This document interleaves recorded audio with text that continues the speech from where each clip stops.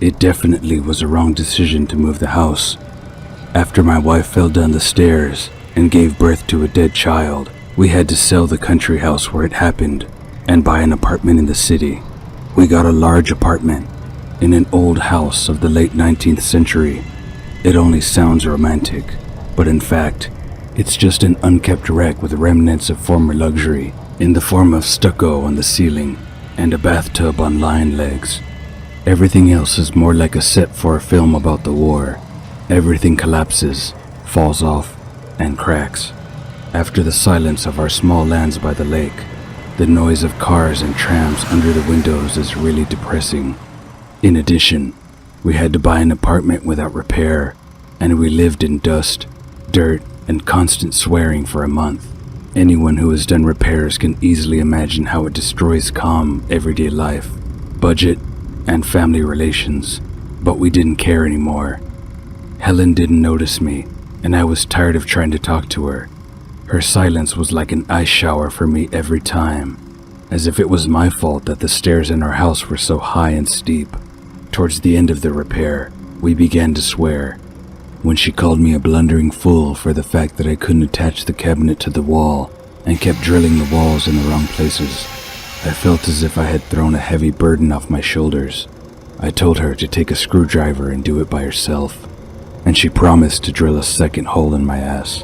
Then we laughed, but it didn't last long, and soon Helen put on her mask of contempt again. But the ice in our relations has undoubtedly broken. When we hung up the lamps, we almost completely reconciled. Of course, there was no question of going to bed together, but I felt quite well on the sofa in the hall, despite the fact it was completely covered with construction dust. We ate at the same table, even exchanged moronic jokes, just like before, shared all the hardships of repairs. In a word, we lived like good friends who rent an apartment together, until one day, I found something unusual. I was breaking the wall between the bathroom and the toilet to combine them together when I found a niche in the size of a shoebox. I was curious, and I opened it. At first, I thought that someone might have kept cat bones in it for some reason, until I figured out that the skull was the size of my two fists, thin ribs, and a fragile spine, probably belonged to a newborn child. Judging by the yellowish-gray color, it had been lying there for a very long time. It seemed that if I only touched the bones, they would turn into dust in an instant. My first thought, to be honest, was to immediately cover the niche back as quickly as possible. But my wife had a wonderful feature of appearing at the most awkward moment. "Tommy, what is it?" she asked. Damn, I didn't even notice that she was already standing over me. I was silent. What could I say? Squatting with my back to her, I could see tears pouring out of her huge green eyes. I silently began to seal up the niche with cement, but she took the spatula and bucket from me, pushed me away, and bent over the bones. I decided not to touch her, and went to smoke in the staircase. When I got back, I peeked into the tub unnoticed. My wife was sitting over the niche and talking quietly into it. Shaking my head, I went to my den to while away my lonely evening, namely, drinking beer and watching some stupid movies on an old small laptop. It is better to be known as an insensitive, cynical bastard than to get into the delicate female feelings with my rough words. In 3 years of marriage, I have learned this rule properly. I woke up at 3 o'clock in the morning, dressed and with a can of beer in my hand, driven by the desire to take a leak. I went to the latrine and found Helen there, still sitting on her knees talking to the skeleton. "You're my baby. You're my beloved son," she muttered, bending over the niche. From the outside, it looked like she was worshipping the toilet bowl. "It's probably hard for you to sleep here. Well, never mind. My dear, soon Dad will buy us a crib, and you will sleep on the mattress. After seeing all this action, I seemed to wake up once again and asked a quite logical question in such a situation. What are you doing here? Me? Never mind. She looked at me, startled. May I go to the toilet? Yes, of course. She turned and left. Having done my business, I found her at the kitchen window. Without turning on the light, she looked out the window, as if she saw something unusual on our street. Dear, maybe you'll go to bed? It's too late, I said timidly. Suddenly she answered. Yeah, Thomas, of course, she said in a gentle voice. She always called me Thomas when she wanted to piss me off. I left the kitchen without a word. Getting up in the morning the next day, I began to paint the walls in the corridor. Helen went to the toilet again, and soon came out with something wrapped in a yellow wool blanket. I recognized it immediately. It was a gift from her aunt for our unborn child. The bones from the niche were wrapped in the blanket. The bundle was wrapped with a blue ribbon with a lush bow. Look, Tommy, this is Denny, our son. Standing in the corridor with a roller in my hand, I got a little sick. An idiotic smile appeared on my face in tandem with a puzzled look. Well, just imagine yourself in my place, and what would be your reaction? Most likely it would be the same as mine. He looks just like you. Well, maybe. I struggled to say that, looking into the empty eye sockets of the skull without teeth. What else could I say? I'll put him to sleep with me for now. I've already ordered a crib and a stroller. Beaming, she carried her bundle into the room. I don't justify myself. I acted like an idiot. But I was glad to see my wife smiling. The last time she smiled like that was at the baby scan, when they told us we were going to have a boy. When I passed by the room, I saw how Helen put the skeleton to her breast. And even at that moment, I wasn't brave enough to call a psychiatrist. My wife's face was shining, and her eyes expressed the gentle love of a young mother. I know that this is abnormal. I understood it then, standing at the door. The next day, they brought a crib and a stroller. With trembling hands, I paid the money and watched in silence as Helen, with love and maternal care, laid the laundry with Winnie the Pooh in a bright crib with an orthopedic mattress. Then she put the yellow bones under the blanket and began to sing a lullaby, softly rocking what she thought was a baby. To be honest, it looked creepy. My wife was going crazy, and there was nothing I could do about it. I went to the hall. Tommy, maybe you'll come to sleep with me? Helen asked quietly, coming up behind me. I was shocked. Then I realized that I was being offered to reconnect with my wife. I hugged her and kissed her on the temple. Of course, my love. That night was fabulous. It was like we were back in our student years, just that the bed didn't creak. We also tried to behave as quietly as possible, so as not to wake up Denny, despite the fact that the moans and screams were choked on the pillow. I felt that my wife had opened up like never before, either before or during pregnancy. In the morning, she whispered that she loved me, and I fell asleep, stroking her fair, soft hair. From the next day, Helen began to walk the skeleton in a stroller, while it made a light tapping sound. She found an old baby bath somewhere and washed him, carefully wiping bones with a towel with a bunny. She regularly called her mother and told about gas and colic. Also, she wanted to invite her friend Karen to baptize the child. It is worth saying that by the time we met, Helen was a complete orphan, and Karen had died in a car accident 3 years ago. I told her that it was better not to show the child to anyone, because everyone would be jealous of us, and such a beautiful and healthy son could be very easily jinxed.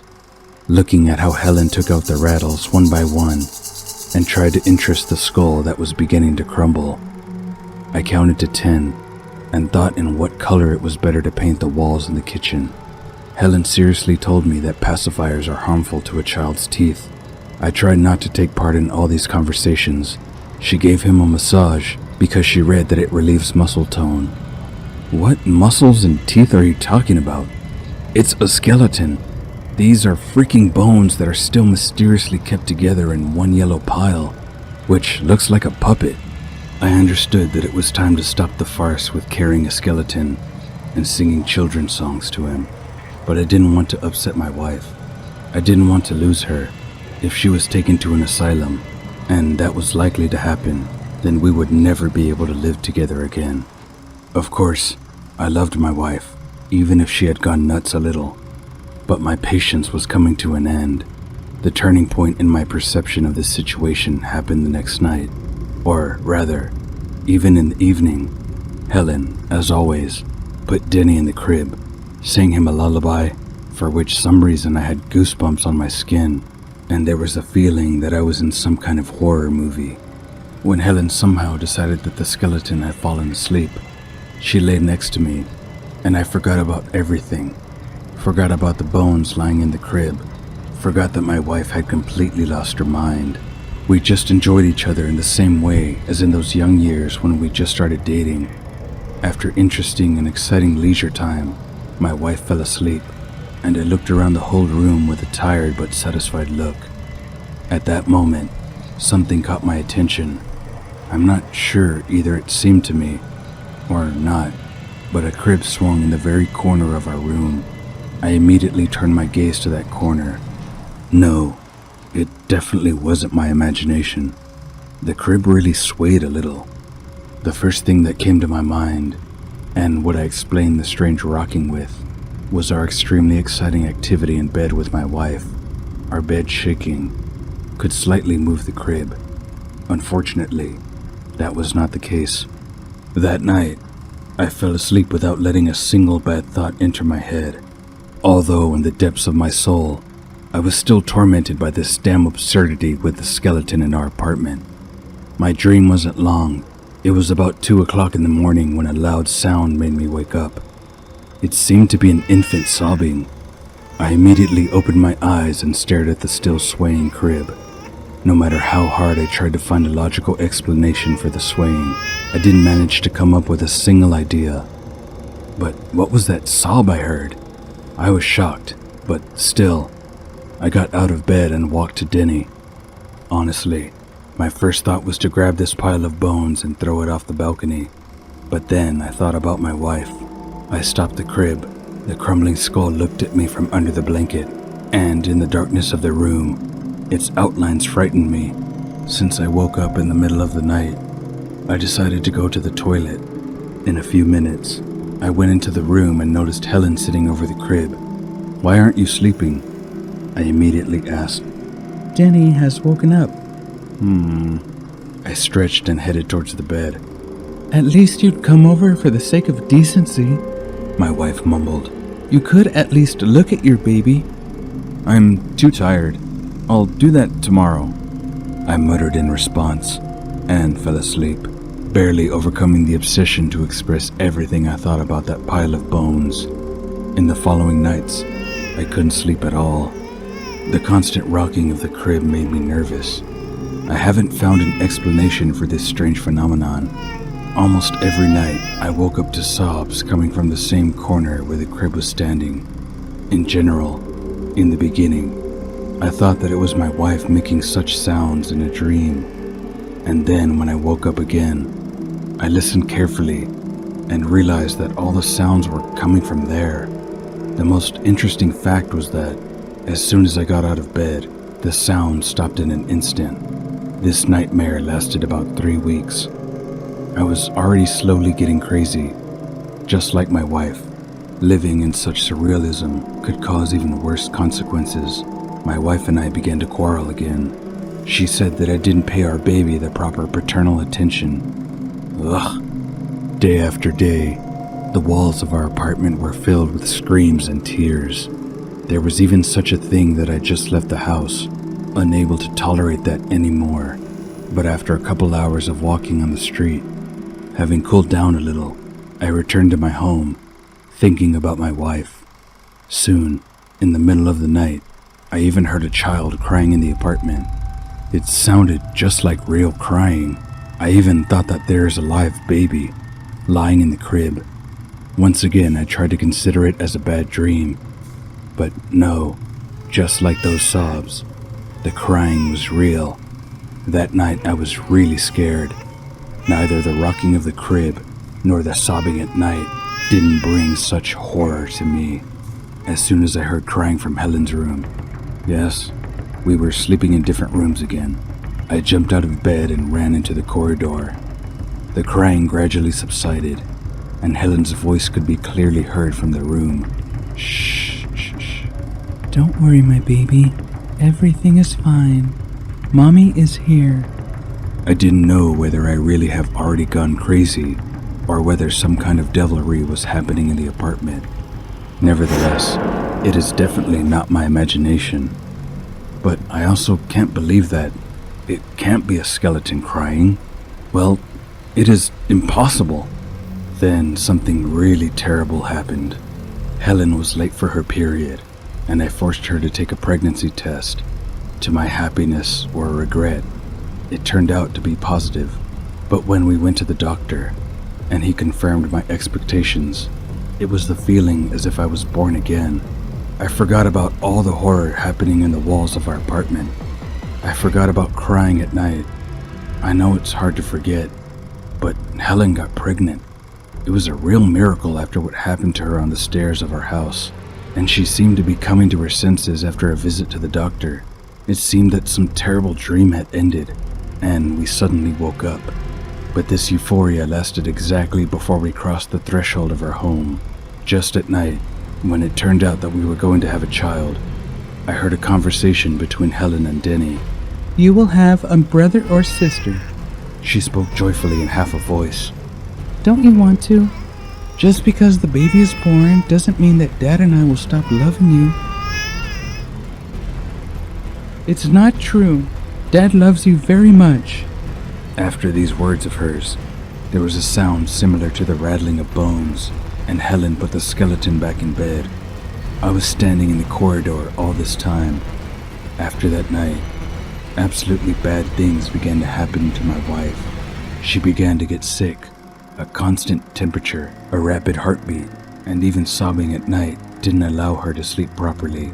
One such night, she called me, even though I didn't leave her for a single step, and said the following things. Honey, I feel very bad. I don't know what's going on. I feel like it's controlling me. Who? Denny. She said it as if she had come out of some strange hypnosis. I recognized my wife, the one who I loved for a very long time before these events. Throw it away. Burn everything. Remove these bones from our apartment. I beg you. After that, I scooped up everything that was lying in the crib and ran out into the street. The flame of a small fire consumed the reason for all our problems. The bones crackled along with the dry sticks. After waiting until everything burned down, I trampled on the remains and returned home. Helen was lying on the bed. I ran into the room and saw her lying unconscious. The temperature was extreme. I just had to put my hand to her forehead to feel that. With trembling hands, I found her phone and called an ambulance. The doctor soon arrived, but it was already too late. Helen stopped breathing not long before their arrival. I don't even want to tell you what happened to me next. I screamed, tore my hair, cried. It was a huge loss for me. She was taken away immediately to the morgue. The funeral will be in 2 days. Now I live with my mother. I moved so that I wouldn't see anything that reminds me of her and of that damned skeleton. I sat and thought about the unknown creature that lived in our new housing. The creature that killed not 1 or 2 people, but even 3 at once, as my soul was also killed there.